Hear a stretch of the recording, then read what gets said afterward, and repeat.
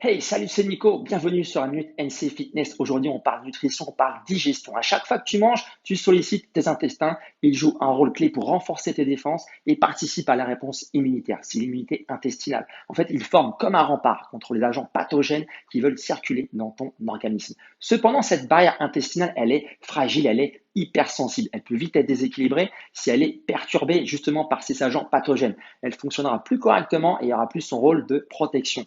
Donc, je t'invite à avoir un équilibre intestinal parce que tes intestins, ils sont sensibles à tout ce que tu manges. 4 points pour cela. Premier, essaie de manger lentement, savoure, prends ton temps. Deuxièmement, ajoute un maximum de produits ou boissons riches en probiotiques type kéfir, thé kombucha, chou, choucroute, etc.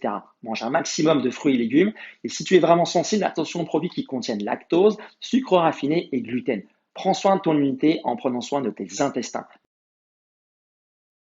Hey, salut, c'est Nico. Bienvenue sur la Minute NC Fitness. Aujourd'hui, on parle mental. Pourquoi adopter de bonnes habitudes? Elles vont déterminer la suite de ta vie.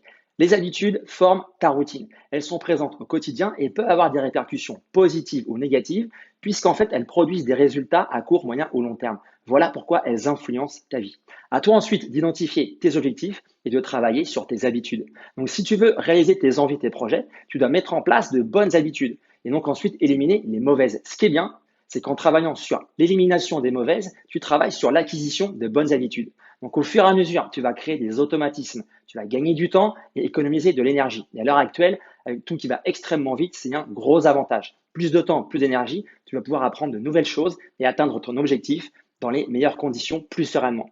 Donc à toi de mettre en place de bonnes habitudes, agis vers une pente ascendante et tu vas tout exploser.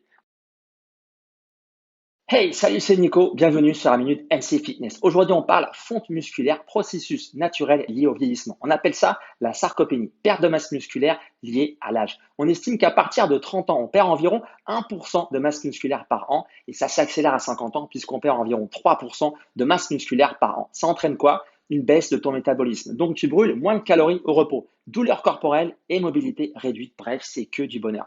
Plus on avance dans l'âge, plus on a du mal à construire de muscles parce qu'il y a une chute des taux hormonaux, notamment testostérone et hormones de croissance. Donc, je te suggère de faire quoi? 1. Musculation pour maintenir, construire du muscle. 2. Alimentation équilibrée afin d'optimiser tes apports en protéines et d'éviter au maximum toute inflammation qui pourrait venir perturber la construction de masse musculaire. Enfin, complémente-toi en vitamine D pour ses effets positifs sur la force, la masse et les fonctions musculaires.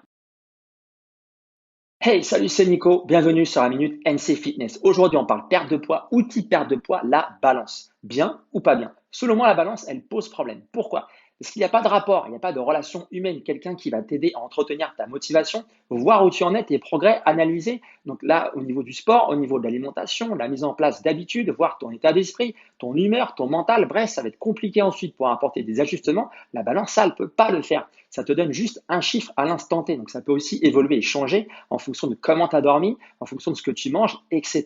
Donc je t'invite plutôt donc, à rendre des comptes à une tierce personne qui va t'encourager, te booster, avec laquelle tu vas échanger et communiquer. Et si tu veux voir une évolution au-delà de la balance, prends justement des photos de toi, prends des mensurations, tu regardes tes vêtements, tu regardes dans le miroir ta silhouette, bref, prends d'autres moyens que la balance. Ne focalise pas tout sur la balance.